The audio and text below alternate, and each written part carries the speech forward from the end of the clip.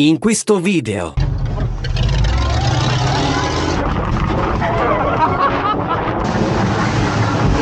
Pinguinelli spottati.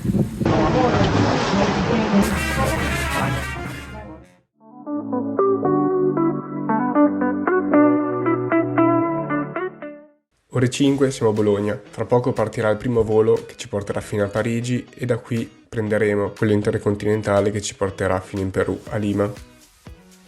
Ovviamente il nostro primo volo è in ritardo, dovremo correre da un gate all'altro per cercare di non perdere la coincidenza. Non ho la valigia da stiva, ma solamente quella da cabina e il bagaglio accessorio, quindi questo ci permetterà di recuperare un pochino di tempo. In qualche modo siamo riusciti a prendere il volo per Lima, è stato veramente una corsa contro il tempo, non ci facevano scendere dall'aereo. Lo spazio per le gambe è veramente minuscolo e in nessun modo riuscirò a dormire per le prossime 12 ore e mezza. Ci sono tutte le caratteristiche quindi per fare un volo orribile. Stiamo volando tra l'altro verso ovest, quindi più ci spostiamo verso sinistra e più il sole continua a rimanere nello stesso punto fino a quando arriveremo nel tardo pomeriggio a Lima. Per fortuna ci incontreremo con gli altri due ragazzi, Agnese e Giacomo, con il quale divideremo il primo taxi. Pronti per essere scammati a Lima da Dio. E dopo circa 18 ore di volo siamo in qualche modo arrivati a Lima. Stanotte la passeremo in questo ostelletto. Abbiamo trovato a una ventina di euro, stanza singola, super in centro, quindi dopo andremo a mangiarci qualcosa direttamente di locale. Ho bisogno decisamente di fare una doccia. Vabbè, il bagnettino è semplice, ma va bene. Qui abbiamo un letto giga. Cioè ci stanno 25 persone, probabilmente dormirò tipo messo così. E per il resto, vabbè, abbiamo una vista praticamente su nulla. Ah, che fatica! E ecco, Lima by night. Centro qui di fianco, dovrebbe essere giù di là se non sbaglio, adesso vedremo.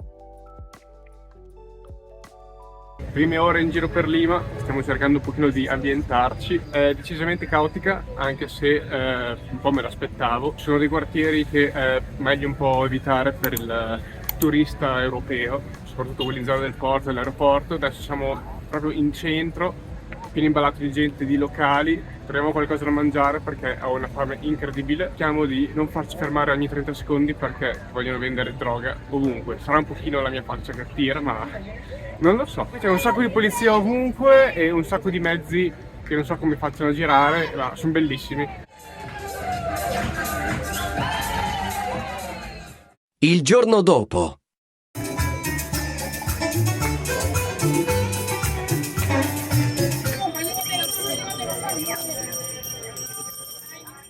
Giuro spagnolo in Perù, voto 7,5.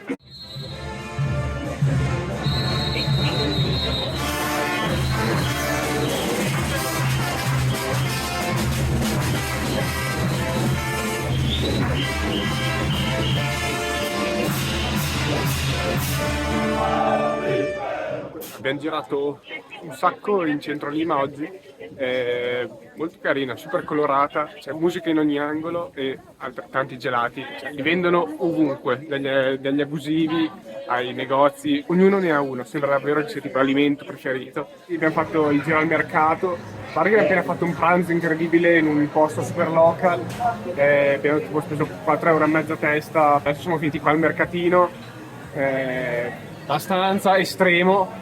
Non so se ci verremo magari l'ultimo giorno a fare una capatina, ma ci sono animali e pesci ovunque e organi di qualsiasi tipo e vabbè, insomma. Dopo il mercato del cibo, il mercato quello degli oggetti, ogni angolo ci sono veramente delle cose senza senso, colori e cose inutili da tutte le parti. Non sappiamo più in che zona siamo di Lima. E comunque i peruviani mediamente sono bassissimi e sembra di essere giganti quando giri in mezzo. Occidentali ce ne sono pochissimi, a differenza invece delle Miraflores dove è il contrario ed è pieno. Questa zona è sicuramente più bella. Tra l'altro oggi, se non sbaglio, c'è una qualche festa non nazionale ma di paese.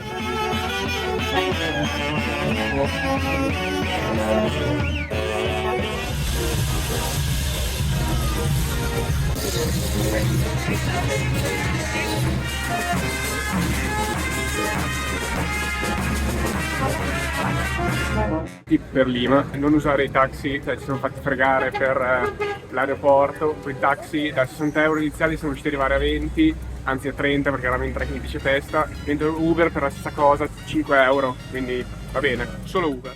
Doccia fatta sulle 6, adesso andiamo a bere qualcosa probabilmente vicino al mare, poi cena, poi dire a letto perché domani mattina abbiamo la sveglia presto, se non sbaglio verso le 5, perché cominciamo a muoverci da Lima, quindi oggi abbiamo girato tutta la città vecchia e da domani cominciamo, diciamo, la vera experience. Ci aggiorniamo.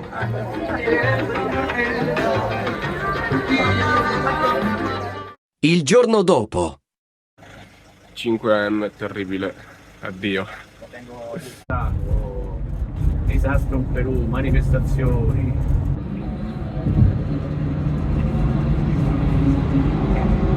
Circa 7:30, pausa bagno fatta. Adesso ci prendiamo un caffettino italiano. Piccola curiosità, praticamente ovunque in Perù non ci si può buttare la carta del VC perché il sistema fognario è tipo inesistente e quindi c'è il solito sacchettino a lato.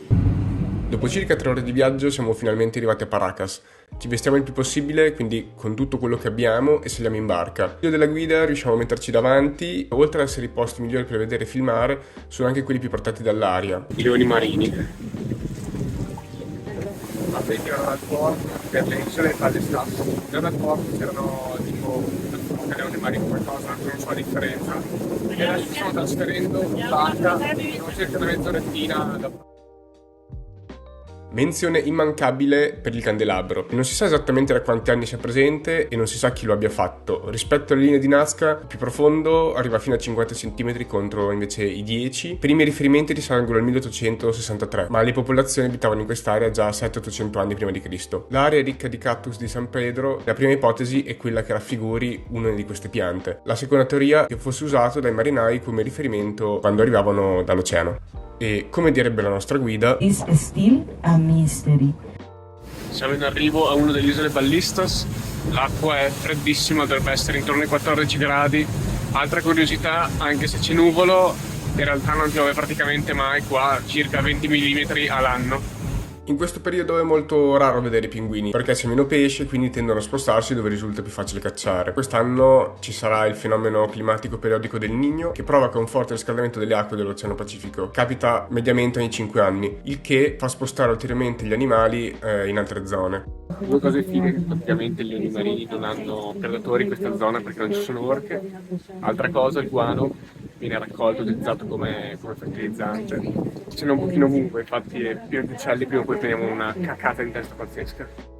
In Perù esistono poi ben 33 specie di mammiferi marini, ma quelli più osservati sulla costa sono sicuramente le otarie, di cui appunto i leoni marini fanno parte. Se non sono in acqua a cercare cibo, quasi sempre li si può trovare sulle scogliere e sinceramente non mi immagino come facciano a raggiungerle perché sono enormi, goffi e le scogliere sono veramente verticali e super appuntite e spesso li si può sentire fare dei versi, delle urla più o meno piacevoli. Il giro alle isole Ballistas è finito. Siamo stati in realtà fortunati perché i pinguini di solito non si vedono, ma perché c'è poco cibo in questo periodo dell'anno. Leoni marini giganteschi, maschi, 300 kg di bestie, è una roba atomica. Adesso andiamo un attimo a riscaldarci perché abbiamo preso veramente freddo nel ritorno, ci saranno secondo me 16-17 gradi, non c'è ancora il sole, forse esce dopo, quindi insomma andiamo a bere qualcosa di caldo. Uccelli giganti, bellissimi. Ciao piccolino! Ci muoviamo ora verso la prossima tappa, le temperature continuano a salire e il cielo inizia ad aprirsi, quindi siamo fiduciosi. Sono le 11 circa, con un'altra mezz'ora di transfer ci spostiamo a sud di Paracas, in questa zona con panorami davvero mozzafiato.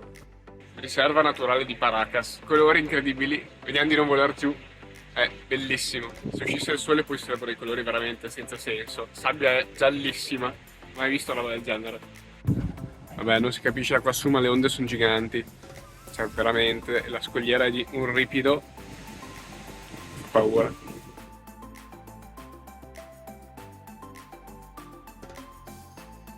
Toalla roja, la sabbia che è rossissima è strabello.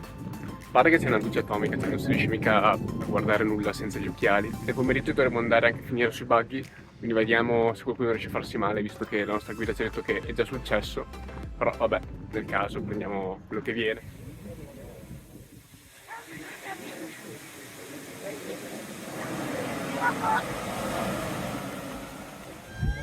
La dura lotta per il cibo. Chissà chi sopravviverà dei due. Qualche ora dopo. Waka Cina. Pausa pranzo, poi prendiamo i buggy e proviamo ad andarci ad ammazzare su quelle dune là. Sono gigantesche, saranno 100 metri almeno, forse di più. Fantastiche. Comunque questo probabilmente sarà l'ultimo giorno che troviamo caldo per un po', quindi andiamo di godercelo pieno, pronti per il pranzo e poi si va sulle dune. Location del pranzo molto sobria, abbiamo direi un rooftop pazzesco. Comunque stiamo veramente morendo di fame, spero che si dia una mossa.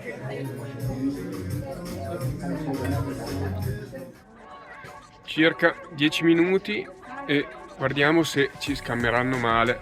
Scammata nel senso che, se abbiamo capito bene, non potremo guidare, quindi rimarrà un pochino l'amaro. Speriamo però di riuscire a convincerli, eventualmente vediamo di corromperli, anche se non credo che riusciremo nell'intento. Vediamo, magari ci sorprendono e in realtà ci faranno fare qualcosina.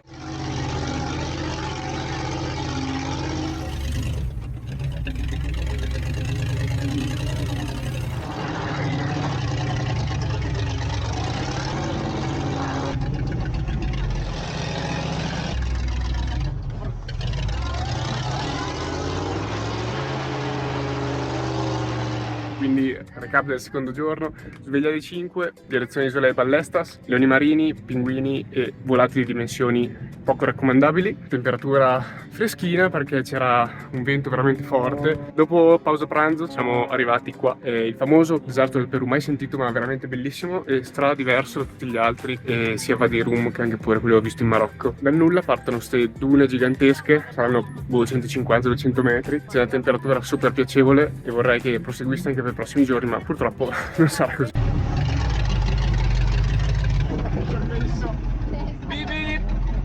Piano. Vabbè, finché siamo bassi dobbiamo andare qua, Cioè, oddio, vado giù. Oddio, cado. Oddio, cado.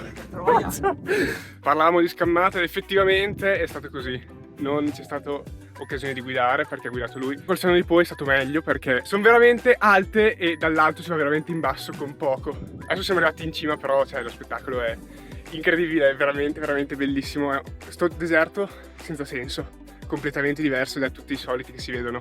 È veramente difficile camminare su perché si sgretola come farina. È bellissimo da una parte, è freddissima, dall'altra parte bollente.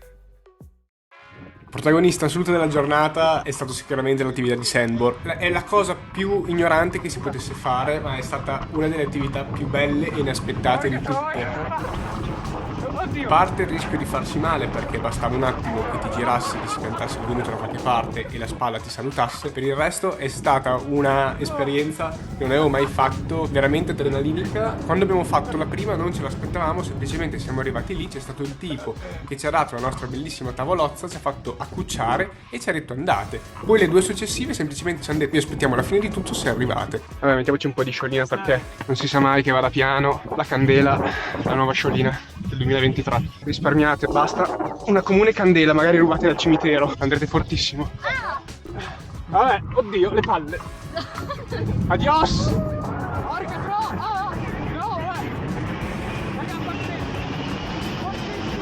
Io non immaginavo la velocità, so che dalle riprese non si capisce che sta andando veramente forte. Oddio. Prossima volta in sci. Accept. Giù a bomba! Tomba sulla macchina. Bravo! Cazzo, l'avevi capito nel 2023. Abbiamo già capito come fare. Quando capiranno che è più divertente. Nessuno si è fatto male, assolutamente rifarei subito. Oh, cavolo, è alta sta duna! Quanto è alta? La gente lassù minuscola. Look the panorama!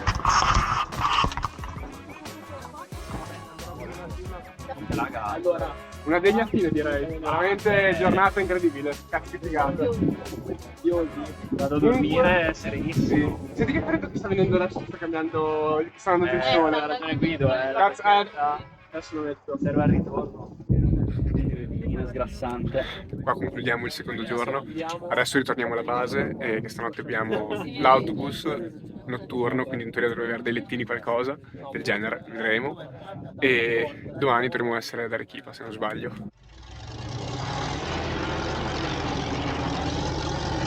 Take a trip, live your life, shake around, jump and jive, take a trip. Cena al volo in un posto Chifa Yemeng, sembra mezzo cinese. Poi scattiamo sull'autobus, porzioni sempre sobrie, cazzo è il mio paese, bellissimo. 4 euro a testa, ci hanno ucciso, ci sono delle porzioni senza testa. Andiamo a vedere se ci sono quei bagagli. Questi dovrebbero essere gli autobus notturni. Oppala, oppala. Non so se questo, anche se non sembra, è molto più piccolo che questo è quello normale. Questo qua della notte è una bestia atomica. Sono curioso di vedere com'è dentro. Vabbè, era un tour. Bagno che non penso che sia fermo. E questo è il nostro alloggio per le prossime 12 ore. Ok, vediamo. È così. Prima eravamo andati piano piano, perché a caso siamo andati su e è arrivata la tipa, ci ha cacciato giù malamente, ma per fortuna, perché in realtà questa è proprio la business class, cioè si è privilegiati sul mondo.